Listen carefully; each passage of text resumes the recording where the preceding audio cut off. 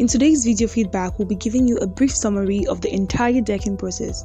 The decking process of a building with concrete and steel, which is one of the most durable type of construction, has about 15 distinct phases, but many times we only focus on the final phase, which is just about 10% of the entire work. First, we have the final reinforcement of 6 rods with 4 concreted and 2 exposed to connect with subsequent reinforcement. This is the main framework that carries the weight of the decking, which is passed onto the column. Then we have the first phase of the plank work, scaffolding, and the supporting. I'm Mr. Elvis, the head of carpentry department of MustardSeed Construction. Yeah, we are at the level of supporting the dam. As you can see, we are now putting the posts to support, to put a knocking that will carry the dam up, because it's going to carry a lot of load. You have the blocks, the concrete, and the cement will rock. So this is my team. We are in a certain part of the building and struggling to see how things are going. But now we are pushing, and everything is going to be fine. So as we've all seen, it is this supporting and framing that are carefully placed that help to carry the weight of the decking. As we move further, simultaneously we went ahead with block molding, and to get the adequate strength of a block, we made a maximum of 22 blocks per bag of 42.5 strength cement, and we adequately cured them in order for them to attain their full strength. Meanwhile, we had beams also going on while this block molding was going on.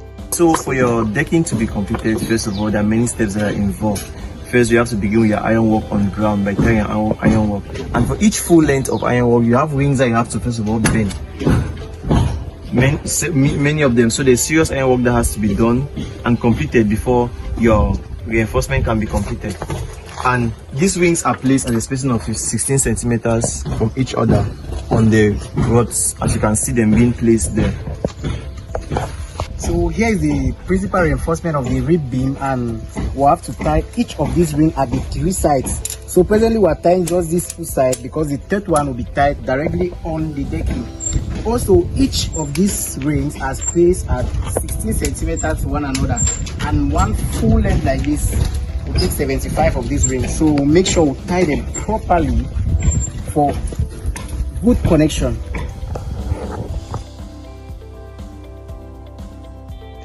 So to put it in perspective, a single sitting room has up to 10 beams running across it for proper reinforcement. Another work that has to be done is sending up the boards. This is part of the framing and the supporting. So this is where the blocks will lie on, and the board's placement is not just placing the blocks haphazardly. You have to get the exact dimensions that will fit in every compartment, that is every room. So that is done at the top. After you've transported the blocks, we carry them.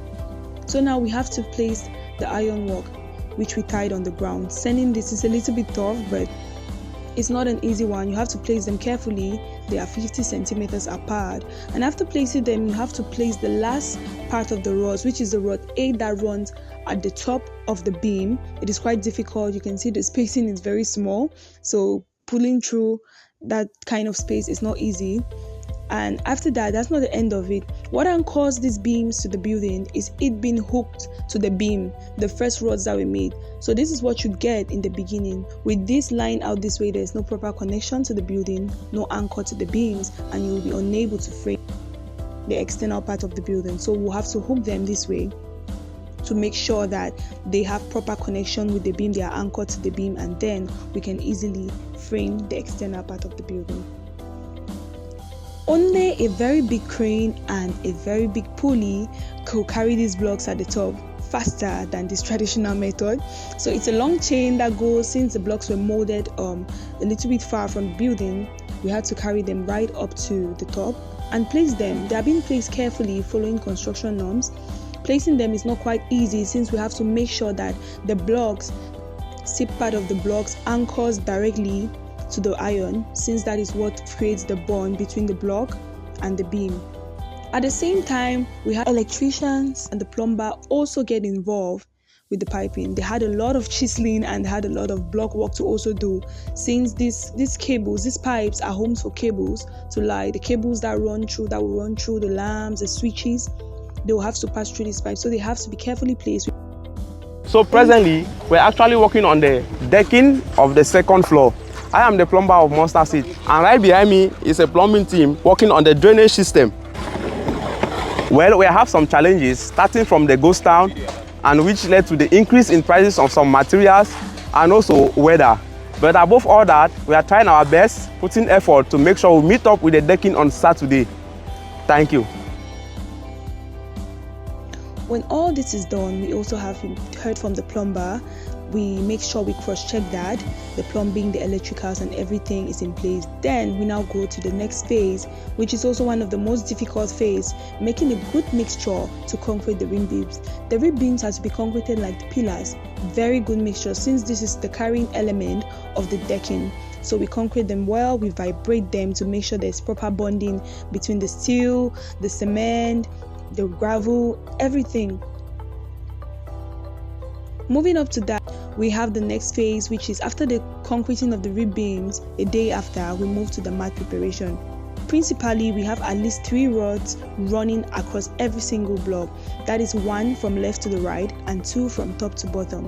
When this is done, the area is cleared and watered properly for the final decking to take place. Of course, it's really not easy. Sometimes most people space them too much, and spacing them too much is not good because this is the reinforcement that holds the decking.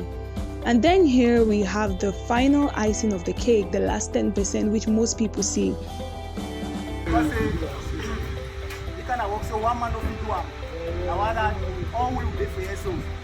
I just beg now, we all will push the work today, we finish at all. They all will come over here glad a bit.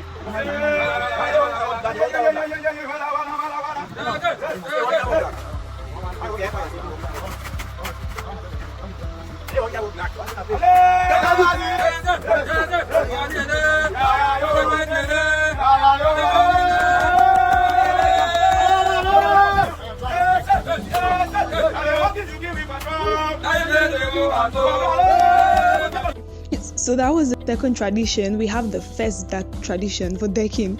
There is no decking without food. Food is a catalyst for work to go on.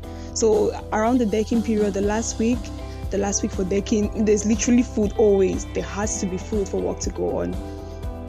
Before the D-Day, there should be food and drinks for work to move properly. Then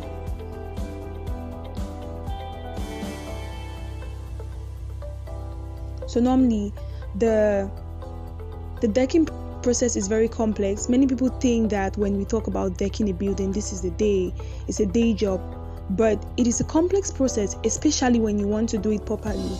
It involves builders, carpenters, iron benders, block molders, laborers, plumbers, electricians, engineers, and more to make it happen.